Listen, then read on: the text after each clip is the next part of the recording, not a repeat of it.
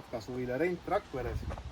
Teeme väikese juhendi, kuidas WC kassetti tühjendada. Käib välja siit niimoodi, et sõrmega üles ja libistad väljapoole.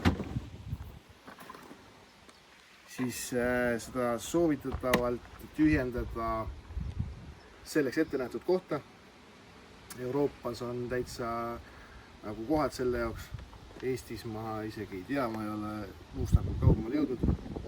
See selleks ühesõnaga õige koht, kuhu seda tühjendada, kuna sisaldab keemiat, siis looduses seda ei kallata. Siit käib lahti. Kallutades tühjendad, pesed veega puhtaks.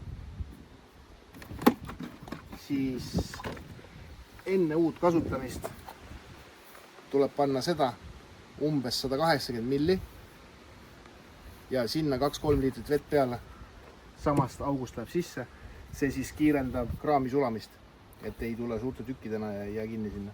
Teil on autos alati olemas see ja kui on pikemad reisid ja see otsa saab, siis ostate soovitatavalt sama marki.